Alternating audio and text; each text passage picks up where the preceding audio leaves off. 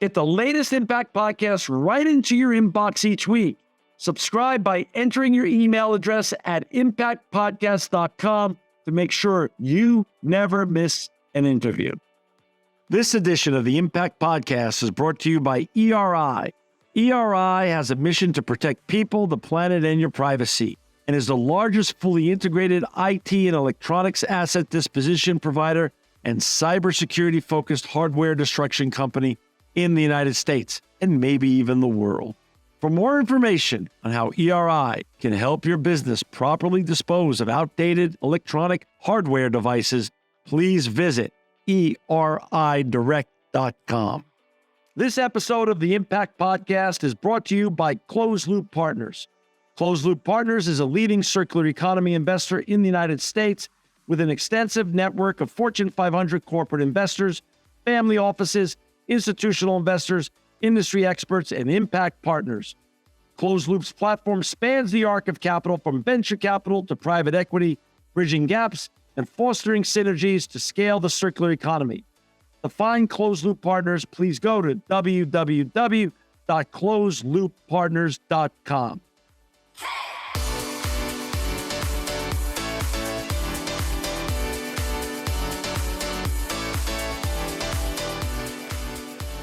Welcome to another edition of the Impact Podcast. I'm John Shigarian, and this is a very, very special edition of the Impact Podcast. We have with us today Aliia Roza. She's a former intelligence officer and now a public speaker. And Aliia, it's just an honor and a joy and a pleasure to have you with us today. Thank you so much, John. I'm really, really excited and I'm very grateful. And thank you for having me. You're one of the most compelling guests that I've ever invited on the show in 20 years. And I just want to share with our audience and listeners a little bit. You are a Russian-born former intelligence officer who's now turned to be an entrepreneur, a media personality with over 1 million followers on Instagram, and also a very compelling public speaker with an important message to give.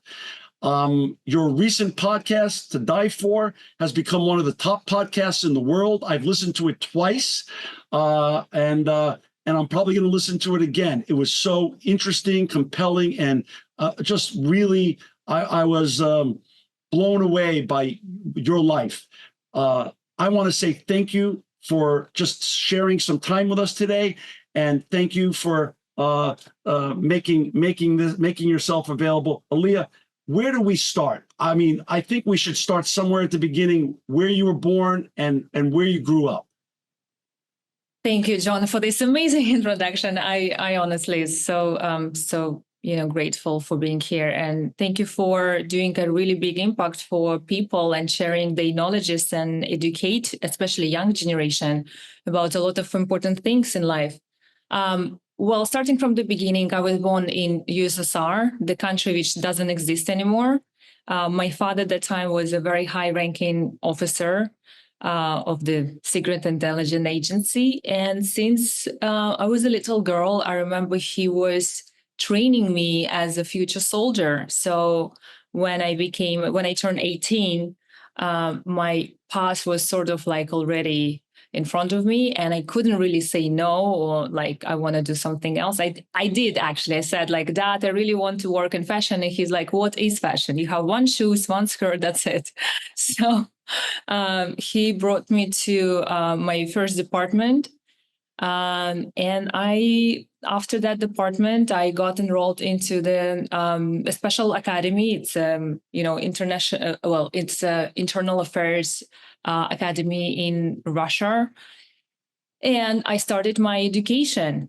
I didn't know, of course, that I would be enrolled in a special program such as espionage. I didn't even know about that program, but I would say whoever will listen to the podcast To Die For and learn about this special program, what we've been studying and how did we study, like my latest missions, I would say that made me who I am today.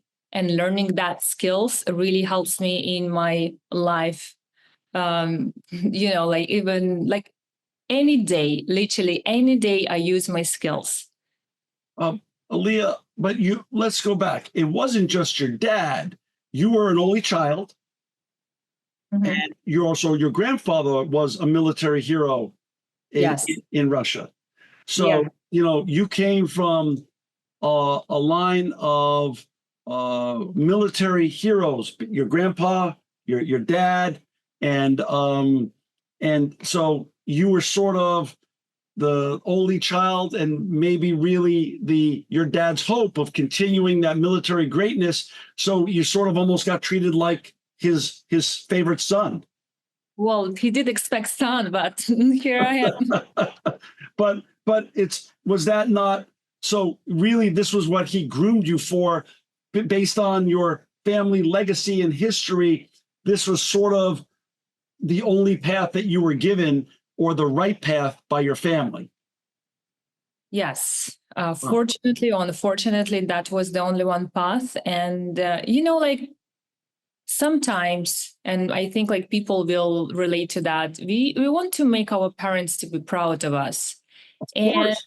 whatever our parents say, we want to be like the best in that. And usually we want to follow their profession. So when my dad started to teach me from like very early age, I remember I was like 5, and he already would give me a lot of exercises, and he would constantly every single day train my brain, like program it for a success. So for example, I was not allowed to cry. For example, I was not allowed to be emotional.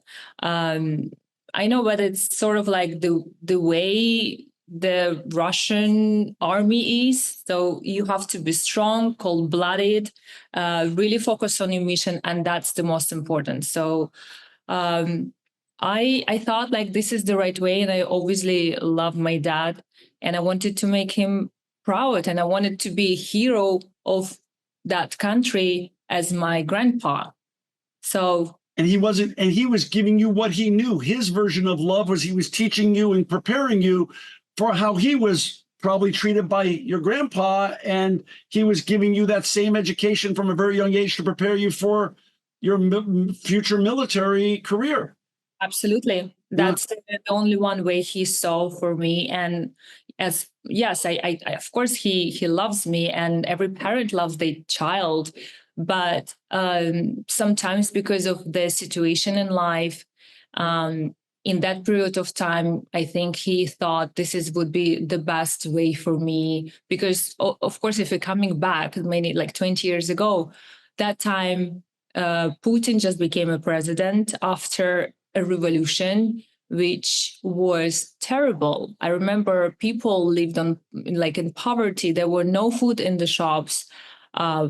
People were starving to death, and it was really difficult time in Russia after the Soviet Union fall apart. So the only one way out was to work in the government and have a higher position as you could. And either you would become sort of like a government person, either you would go to the criminal gang. So there were like two paths. That's Wow. it. Wow. So when you entered the military for military school or training, how old were you? I was 18 years old. So you were unbelievably you're a very young woman. Well, 18 years old in Russia, it really means that you're already adult, Right. and you have to be prepared for everything, for anything in life. And Russian, I don't know what's happening right now. I haven't been there for 15 years, but at that time when I was growing up, being 18, it means that you're completely adult and you have to earn your own money and you have to manage everything yourself. And, kids there, my time, we grew up very early. So by teenage years, I would like make already money. I would, go and work and like earn money. So for me, 18 years old was the time when I understood, okay, I'm adult. I have to take care about myself. So talk a little bit about that experience of being trained uh, by the military complex of the Russian military complex, and then how you got pushed into that, as you said, not just traditional military, but more military intelligence, which then also was another subsector in that, in the sexpionage space. Well, when I just got enrolled, basically studied all the, skills which any agents would study, like, martial arts and shooting from different types of guns and all the, like, criminal law, administrative law, the history and all that. So it was just like basic subjects. More than that, a little bit of James Bond stuff too, like offensive and defensive driving and how to break and enter and all that cool stuff, yes. Right? I learned extreme driving. I learned how to open, for example, doors using the hair clip, the hairpin. We would learn all the, like devices, how to put bags, where to put bags, how to, put bags maybe like in a telephone in the car, like under the table in the office space or wherever, like how to make it like work in the right way. So my colleagues would hear it and maybe record something. Like we would have like these small little buttons which you could put in your jacket and it would be the video camera. And that, of course, like 20 years ago, it was like really, wow. It was like super. Wow. Yeah. How to hide like special secret information, where to hide it. So I would hide it, like we would learn how to hide it underneath your shoes or like underneath the bottom of the bag, maybe like, in some other ways. So a lot of different small things, but I would call it just basic general subjects. Right. Understood. Okay. But then it's getting interesting. Because when I got enrolled into this special program, there were about 350 students, as much as like I could calculate and remember classes and everything. And only four girls, including me, so we're all 5 total, were chosen for this special program, which they wouldn't call it sexpionage. It's like that's what we call it. But it was just like a special program, which is additional subjects. They would tell us this is for special missions in the future, and you will learn psychology. So, and I was like, wow, cool. Like, I like psychology. It's very interesting. Why not? I mean, like, we couldn't really say no, but that's interesting, right? Like, I mean, like, instead of just going and peeling potatoes or doing like physical activities and running like for a few kilometers, I would instead sitting and learning about psychology of people. That's cool. Right. Especially like they said, like, oh, in the beginning, we would learn how to scan people, how to read people intentions, how to understand who's lying, who's not, how to understand body language of anyone, especially criminals, because they have absolutely different, the way they present themselves. So you can really, even now, I can really understand who's having shady intentions, shady thoughts in their head when I look at the crowd. Wow. So you can understand who's like a drug addict, who is a drug dealer, who is like a robber, who is doing what, who has like this maybe criminal past or something. So it was interesting in the beginning, of course. But then it was getting more interesting because then we were studying seduction techniques. And it's not about just like sexual techniques. Right. We studied that. But seduction, I would say 80% is about art of communication with with your target, how to make him to like you or her, how to adapt yourself to this person, how to find weak spots so you can where to push and press whenever it's needed, whenever it's like it will be the convenient time, and how to make this person to believe you and trust you completely, because everything based on the trust. If your target, which could be informer, trust you, he will do everything for you. And if your target would fall in love with you, then this man or woman, right, can do whatever it takes, which is also incredible. And also how to find the benefit for this person and kind of like align this potential future, the best future for your target. So the target would believe in and look at this carrot which you just place in front of him and go into direction where showing him in a very subtle way. And it's important because no one likes manipulation when it's direct. Right. when you do it in a really subtle way and you make person to believe that he is the best version of himself with you only, then it's even much more, it's much stronger than any drug in the world. So this was covert manipulation, not overt manipulation. Well, yes, I think it's still manipulation, but Right, right.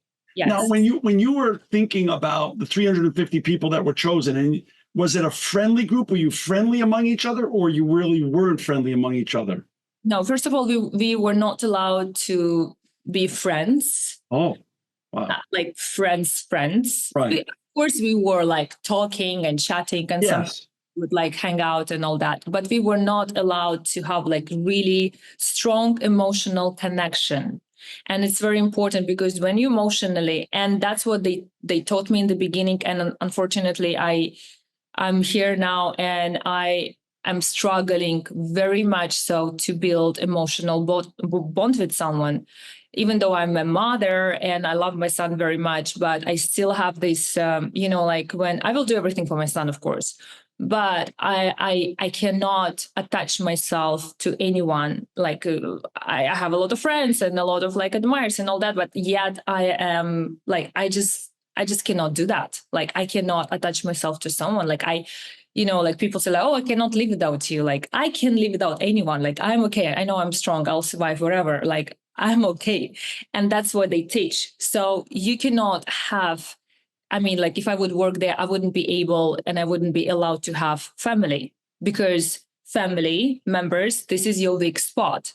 And if somebody needs something from you, they can kidnap your kids. And you'll do everything to, to save your kids, of course, or your beloved one, or, and this is your weakness. So you cannot have any attachments in your life. So that's why friendship, love, and all these amazing things which human beings have, unfortunately, I didn't.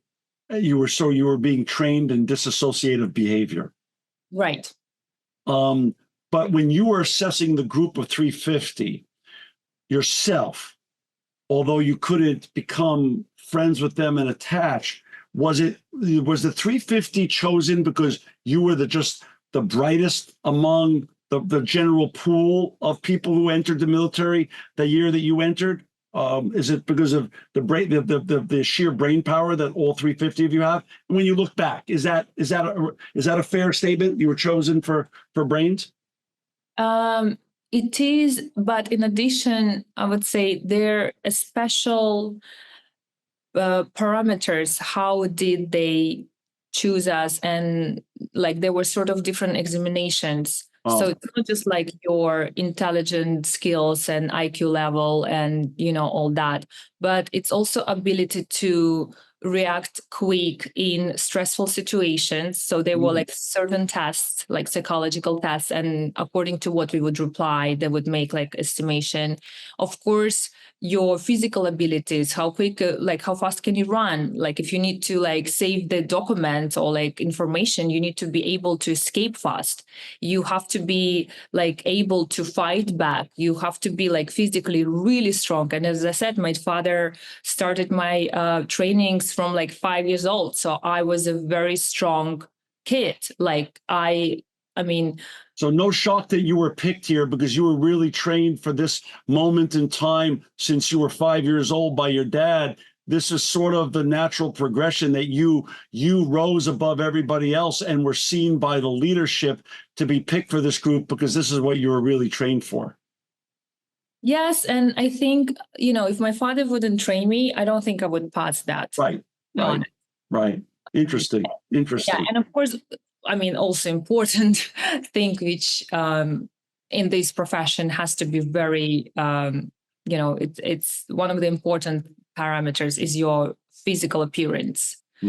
So they only could choose women who are younger than 28 years old. So not like after 30s. They had to be single. They have to have at least 5.6 height. they had to have like no more than like, I don't know how many in pound. Okay, so it's about like 100 pounds, no more. So you have to be like, yeah, tall, basically it's fit, skinny. It's almost like choosing the model, but with Right. arms. So And for the 5 women candidates, you were the elite of brains and beauty for those 5 women candidates. well, I wouldn't say though, like they were all these girls, they were really beautiful and very smart. And, I kind of like, they were really amazing agents. And another also parameter, which is very important to mention, is your love to the country, the Huh? patriotic Okay. spirit. So there were like certain tests where they would ask, like, what would you do in this situation? Like, would you betray your country? Wow. You would be tortured by American enemies. What would you do? Would you give information? We've been like sort of programmed that if something like this happened and you have an important information, you would be able to kill yourself as well. Wow. So like terminate yourself. So And this was part of your DNA. Wasn't there at that point when you were a young woman, wasn't there a monument of your grandpa's greatness, a monument of your grandpa? Yeah, this is, I mean, even my son went there. My dad brought my son even there. And then my son in England, when we lived there, he like stood up in the class and he said like, my grandfather was a national hero, and he fought Nazis during Second War and all that. So even he has this pride. Of course, it's a big heritage for our family, and certainly did affect me a lot. But you know what? I would say it's not, I understood later on, it was not patriotic feeling to the country as to people. So I mentioned that, but it's love to people because I look to people as my children, if it does make sense. Because I feel that I sort of had that life with that sort of like secret advanced skills, which nobody really knows and they don't really have opportunity to learn. And I have that, and I understand a lot of things in life and what's happening really. So I feel like this is my responsibility to take care about those people who don't have that opportunity to take care about themselves. And I feel that I'm responsible for the future. It's like as a parent, you're responsible for the future of your kids. That's why you educate them. That's why you teach them and all that. So I feel the same way towards civilians. Sorry to say, but like I still feel that. I just don't know how to explain it. How long was that training for? Well, because of that very dangerous mission, I left earlier, but usually it would be 3-4 years, depends from your position. But how does it work? You study 6 months, then you go to do practice. So they usually send you to different missions and they have to estimate like, are you okay to go to the next level? So basically this education never stops because it's always updates with the new gadget. They raise the bar every time you come back from another mission. They raise the bar again and again. Wow. And again, and anything I ask you during the taping of the show that's inappropriate, you just please stop me and you tell me such, because that's not the purpose. But I assume people would go out on missions out of that 350 group, and sometimes they never came back. Of course, this is part of your job. But this is part of your sacrifice. Right. So it would be like, it's an honor to die in a fight. Right. You're dying for the greater good. You're dying for the greater good of. Absolutely. I get it. So okay, the training happens. You're now you're 20, 21 when you start doing more missions. Yes. So I started when I was actually 19. Like I went for the first missions for the first like kind of like missions where I just started to learn what is it all about, So, and then we were moving forward with all these missions later on. When did the again, I listened to your great podcast, and again, for our listeners and viewers, it's To Die For. It's one of the top podcasts in the world. You can find it on Spotify and Apple and any other great podcast platform. I urge you to listen to it. I sent it out to at least 50 or 60 of my friends, and they all just were blown away by your story. And to find Aliia, you could go to todieforspy.com, todieforspy.com. This will all be in the show notes, and all of Aliia's other social media platforms such as Instagram will also be in the show notes. So we'll make it very easy to access all of this information. When did the trauma and the abuse, both sexual and otherwise, start happening during this process?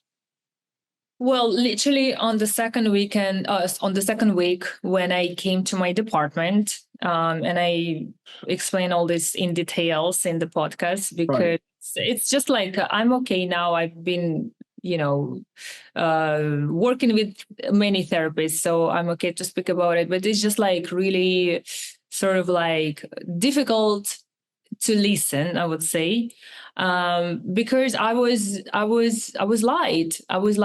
My colleague called basically to our home, like the home number, and that time I didn't have my cell. Obviously, it was like 20 years ago. So he called to my home number. My dad picked up, and my colleague said, well, we have a murder, so she needs to come as soon as possible to the department. And it was about like 8 p.m. or something. Wow. And my dad was like, come on, quickly, like it's alarm, you have to go. So I came to the department, and I understood that there was nothing like that. There was no work. And the person who knew my father and actually was much higher rank than mine, of course, that time, he just took advantage. And I just because of the respect to the people working there, and also he was my sort of like boss, right? I couldn't disobey. And I just froze, and I tried to negotiate. I was like, well, I cannot do it because I'm virgin. I cannot do this because I have period. I cannot do this because like my dad will notice something. Like I just cannot do it. Right. And it didn't work, of course. And it was my big trauma, and I didn't know it was a trauma. So I kind of like hid everything inside of me. I didn't tell anyone. And it was just like abuse after abuse after abuse after abuse. And I just went into this trap of sexual abuse without even understanding what's going on. And then I understood that, oh, well, like every woman who work there, they have the same situation. So that's why women would never have their private lives, especially if you're agent and you work in the field. And none of them would have like husbands or boyfriends, like no kids. So, and everybody would have this situation where they had to sleep with different colleagues or like bosses or whatever. So I thought, maybe this is this is how it's supposed to be, I guess, like this is the way. So, yes. Yeah. So the trauma started early. And again, we're using the word trauma now, 20 years or so later. Trauma wasn't part of our vernacular. Mental health and wellness wasn't even part of our vernacular 20, 25 years ago. It just wasn't openly talked about like we're talking about it today. So how would you, as a 19 or 20-year-old, know? I mean, people much older didn't talk about it back then, frankly speaking. Yes, I to be honest, I think like in Russia, they still don't have anything like that. Right. I mean, and you're right. But even in more evolved, in societies, as we've discussed, other societies as well don't talk about it as well. So it's not just Russia. It's just not Russia. So yeah, I think like, in those countries like Russia or Cuba or Malaysia, or like, I don't know about Malaysia, but I think like in Saudi Arabian countries and all that, they just don't have the culture of the wellness and right. healthy, mindset, unfortunately. And I think kids have to have to learn that in the school, that they have to take care about their mental health, and this is very important. So this trauma started inside of with your superiors and colleagues, while you were also being trained to go out and do your special missions. Yes. So it was actually, as my boss that time, the colonel, he said this is part of the education. So every single female agent had to go through that. And even worse. I'm talking about like really big abuse, like with orgies and even like some fetish crazy things, which thank God I didn't do, because I, coming, to I don't want to spoil the podcast, whoever will listen to it, if they didn't yet. So, Right. but I kind of like, when I understood that, I tried to organize my life there in the way where the colonel could protect me in a way. So even though he was the abuser and the manipulator, I still made him to protect me. Well, let's just look at it from I'm in a corporate setting and I'm the CEO of a corporation. This was, from a hierarchical standpoint, you were using your intelligence to figure out, well, wait a second, if I ingratiate myself to the leader of this hierarchy, I can then maybe be safe by even engaging in this behavior that seems a little bit off base, but you were learning that as part of this military or paramilitary organization was sort of normalized among your peers.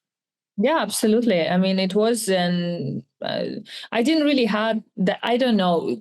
Did I don't know. Did I had any other option? I don't know. But like that time, I was just 18 years old, and I didn't really know anything about relationship. And you were doing the best with what you had at that time. Right. I just didn't want to sleep with all this men. That's all. Yeah. The most Right. important for me, like, I cannot do that. Right. I just tried to save myself as much as I could. Did you and the other, there was you and 4 other women, did you compare notes or not really? You just learned what was going on with them, but you didn't compare notes? We didn't compare notes. Did you talk to each other about, this is what happened to me, what happened to you, or no? Yeah, absolutely. Oh, and okay. how I knew about them having orgies. Wow. That if I wouldn't protect myself, then the next girl would be me. And I didn't want to do that, because it's like it was out of my understanding. Right. So talk a little bit about, so what was, okay, so now you're involved with the leader of the organization, the top guy. Where did this evolve to in terms of your missions, and how did that go? Well, at the beginning, he really did protect me from all this crazy stuff there. And he even like went further. But you see, the point is that those techniques, and I don't know, John, it's just like every single time I communicate with people, female or male, and in a normal life, and it's just like coming out from me in a very automatic way. But I would say we do like people because we look at someone and we feel like good about someone, or like we like the way this person presents himself. But if you know a little bit about these psychological techniques and you behave in that certain way, I mean, you can make anyone really like you. And if you need to fall in love with you, if it's like, different, I mean, like if it's the whole target. The superpower. You had a secret superpower. Well, I think everybody can learn any superpowers if they really want to. We all can like learn and craft our, skills. But as you said, he was a more seasoned professional, the gentleman was, your boss. And so I assume he was a master at these superpowers. So he was using them on you as well.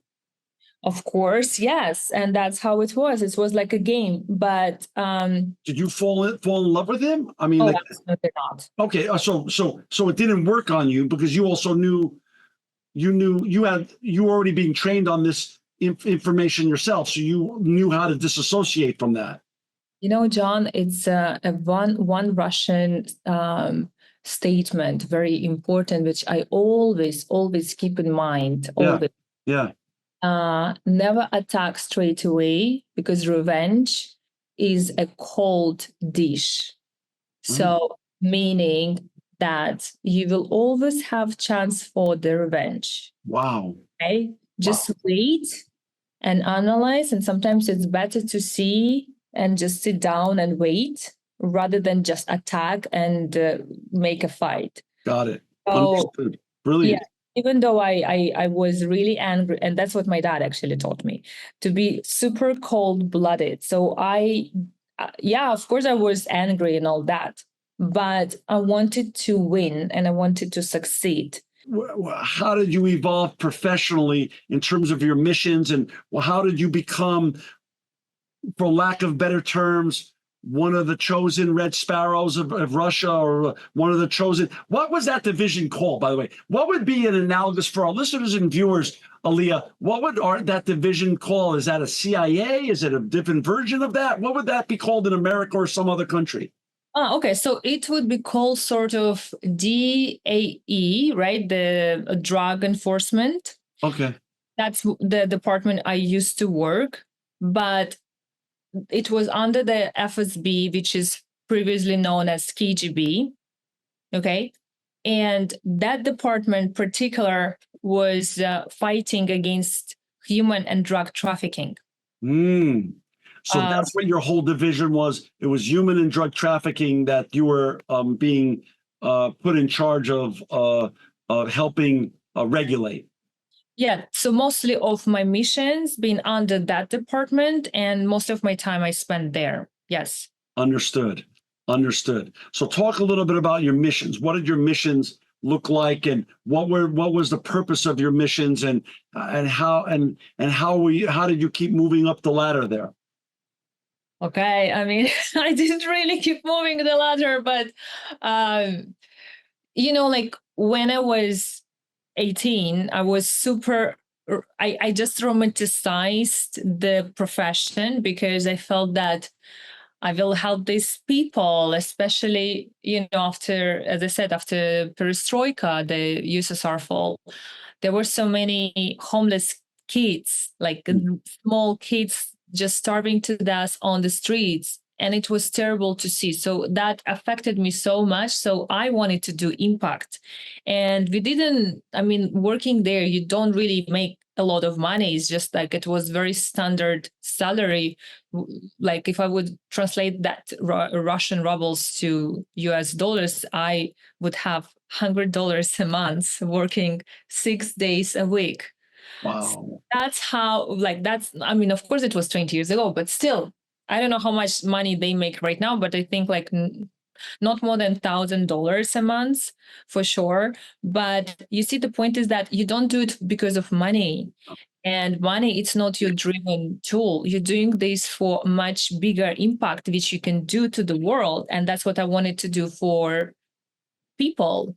And when you go to the mission with this purpose to help someone, because you are stronger, because you're more advanced in a way, because of the superpowers you have, because the government invested in your superpowers, in your skills, and you have the team, the army, let's say, who is going with you, you feel like a real superhero. Like I felt like a superhero that time. I felt like I have a gun, I have a team, I have this, intelligent organization behind me. So I was, I felt like I can change the world, like really. And when I saw all these bad guys, that time I didn't understand that, these bad guys, they're much more stronger, much clever, much powerful, much experienced.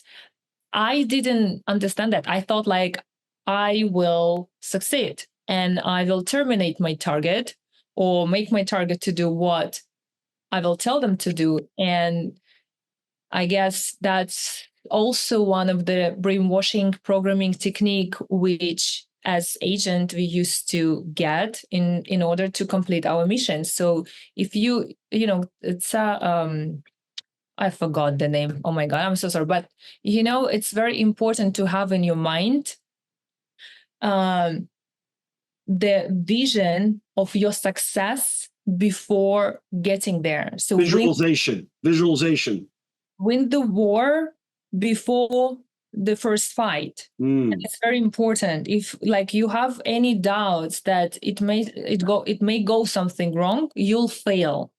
And this is very important in any situations in life, in the business negotiations, in like anywhere. Like if you go to the job interview and you feel like you don't deserve it, obviously you will not, you will fail.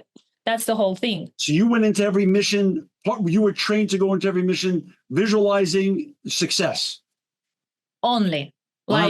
Even if I have fears right now, like, public speaking, and public speaking is number one, fear. And that fear is on the second place.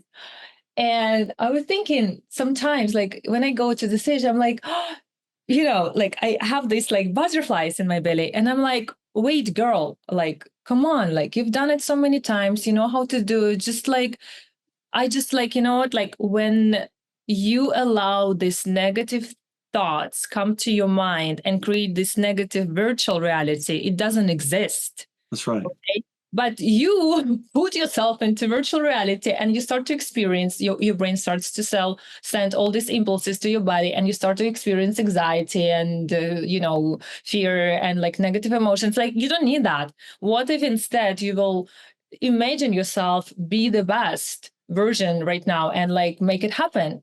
So that's one of the best technique, is anchoring for these sort of occasions. If you feel like you are anxious or you feel uncomfortable, you have to do technique 333.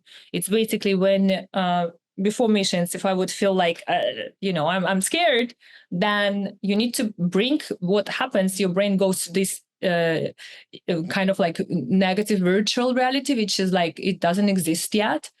And to bring your brain back to reality, you have to see and notice three things around you, like, I don't know, car, like door, table, whatever. Three things you hear, like birds singing, the car like driving, or somebody talking on the phone, and three things you feel. It could be like the fabric which you touch from your jacket, or like a table surface, or like wherever, anything else. So you put your brain back to the reality, so you feel more stable. And this is very important when you need to quickly come back to you and be in this reality, understand like everything is okay, everything is safe, even the war happens, but like I'm still alive, I need to do it, so I must do it. And you go ahead and you do it. These are real science-backed techniques. My therapist has taught me these same techniques, and I think these are very universal, but most people don't learn them unless they work with a professional. So I think that's fascinating. It's fascinating. As I said, like the KGB program, it's all based on psychology. Right. Psychology and anchoring. The second technique, which is also like very powerful, and I always give to my students, especially when they're like anxious about meeting new people or like going and get the job, for example. So you must remember yourself in the situation where you were the winner, where you remember yourself like being the best. Like, for example, John, when was your perfect day? When you felt yourself like the best version of yourself? Maybe you said a big deal or something. Do you remember that moment? Sure. Can you close your eyes, please? Okay, sure. Remember that moment. Mm-hmm. Remember, what feeling did you have? Very good feeling, a very positive feeling about myself. Amazing. So now you should tell your brain one word, choose one word and tell it to your brain. It can be. And at the same time, please pinch your finger or like anything, like find any spot on your body which you touch. I'm doing it. Okay, perfect. Open your eyes and remember this. And every time you will go to, I don't know, any of your future missions, you pinch yourself at the same spot, like at the same finger, and you tell your brain the same word. You can say it loud or like, Right. tells your brain. And instantly our brain will remember. So this is an anchor which you placed. Wow. And instantly our brain will remember that. So, that memories from like where you felt the best version of yourself, and it will recreate that condition, and you will feel much more stable because you're like, well, wait a minute, if I did that time, great, so I can do it again because I've done it. Do you remember, we did it already, John, so we're good, so Right. do it again. Right. How our brain works. Wow. So you would go out on these missions and you would be given a target. The target could be a male or a female. Yes. Because your skill set works with either it's sexually agnostic, let's just say. And everybody would be like, oh my God, did she sleep with women too? That's not the important part of this discussion. But so wait a second. So how did you, just a little bit of survival skills when you're forced to do things you don't want to do by the gentleman who was running your division, who was taking advantage of you? Is that when you leaned into your disassociation skills? So during those times you've disassociated from that, so you're able to put that in a part of your brain and disassociate from it and function normally otherwise? The first important rule for any agents that they need to learn is to be able to live double life. This is very important. So dissociating yourself, your body from your emotions, it's number one. And again, like they would say, no emotions, no emotions. Emotions always destroy every single mission. No emotions, always cold-blooded. Got it. Second, be able to live double life, which meaning that you can be whoever you want. It's like acting, basically. Right. The funny thing, when I did some acting classes just for fun, the coaches would say, oh my God, you're such a good actress. How long did you do it? I'm like, I had the best school, the KGB program. So anyway, coming to the point, you have to be able to live like double life where you can be father and great, like husband and son and friend and business partner. And at the same time, you have your dark shadow where in the night you go with the gun somewhere who doesn't and you save the world. It's like Batman. I like it. You're James Bond, Batman. Is Hollywood, before we get into your life chasing the targets, is so much of does Hollywood get it right, or is it really are they off base when we watch Red Sparrow, when we watch Black Widow, when we watch Salt? Is it just an over glamorization of really what was going on? Okay, from all the three movies, personally, I like Salt. Okay. Because it was closer to the reality. Okay. Then the second place I would put Red Sparrow because of the understanding and idea of having these schools in Russia, because people think that this is all made up, which is so funny because nobody questioning geisha school in Japan. Why do you question, that Russia do they have these schools or no? I do believe that these schools are established everywhere in the world, not just in Russia. Right. And the third movie is the Black Widow, because Black Widow is completely fictionalized, but I do like the story in the beginning, like her story, Natasha Romanoff, the story of the way she was raised. It's very similar to what basically girls are experiencing when they are raised in that circumstance. Yes.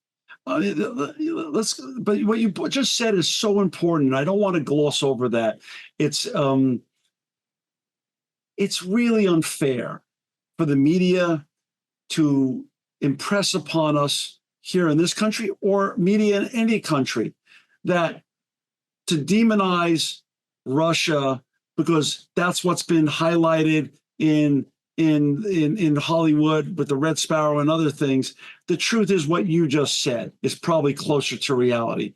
Every country is engaging in some version of this kind of behavior, whether it's called sexpionage or whether it's called, whatever version it is. But this exists all around the world.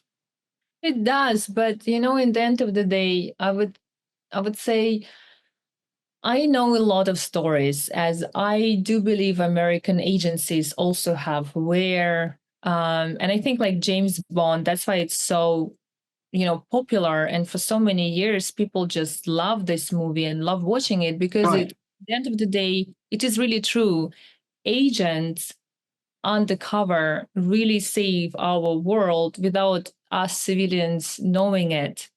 Right. Because honestly, getting the information about the future nuclear bomb or any other like viruses really saves a lot of lives. Understood. And they do risk their lives, not for money and not for fame, because they will never have that. They just, Right. because they cannot live in another way. It's just like, it's just in your DNA. Like you are you're responsible for people's health and future and peace. That's it. Understood. Understood. So now you were given targets, both men and women. Explain how that would work, and then how you went about, without giving away too much for the podcast. We want people to listen to the podcast. Again, the podcast is to die for. It's one of the top podcasts in the world. It was dropped earlier this year. I've listened to it twice, and it was hosted by Neil Strauss, who of course wrote this bestseller years ago, The Game. Neil Strauss did a very not only amazing and thorough job with this podcast, but also very sensitive to so many of the issues that were around trauma and mental health and wellness and recovery and healing. Just amazing. I thought he did an amazing job. And I'm sure that was a fascinating process. We'll get into the process in a little while. Talk a little bit about the process of targets and how you went about succeeding in those missions. I would love that. And I just love pigeons.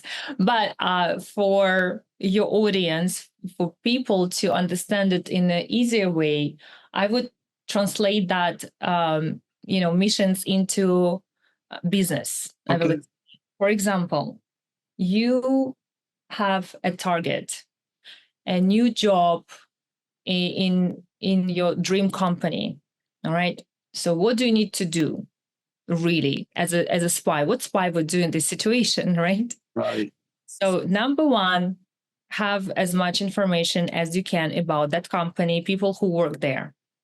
Of course, you can do research and you can Google and blah, blah, blah, but you need like information about, personal qualities of those people who work there. Like, you don't know, like, what's the atmosphere there, right? So you would like to learn. So what do? You need to find and recruit informer. Okay, so how do you find informer? So you target this informer. You can target this informer in the maybe restaurant during the lunch break, or maybe in a special events like corporative events, conferences, whatever. So you target this potential future informer. Second step, the third step actually, you need to make informer to like you, and not just like using mirroring and copying and persuasion techniques, but the most important thing, you need to find out what your informer's dreams are, what's his goals, what's his needs. Right. And then you need to find out how you can give this needs to him. How can you be helpful? Because it has to be mutual, otherwise informer will not give you information. Right. Okay. So the next step is getting closer to the informer and build emotional bond, which means emotional bond from the informer, not from you. Otherwise, you will be trapped in this emotional relationship. Wow. So you do the opposite. So in there, where you include sex, You can include, like, of course, you start from friendship. Number one, you never go with the sex straight away because Right. this is really everything. Right. I always tell to my students, female, if you want to build emotional bond, which meaning like serious relationship, you should not sleep with the man in the first dates. They ask like, what date? Third date, fifth. It's not about how many dates. It's about building emotional bond, and that's important. And Right. it's not only in a romantic relationship, but in business too. So if you kind of like becoming friends, sort of, then it's easier for you to ask something, like to ask a favor. All right.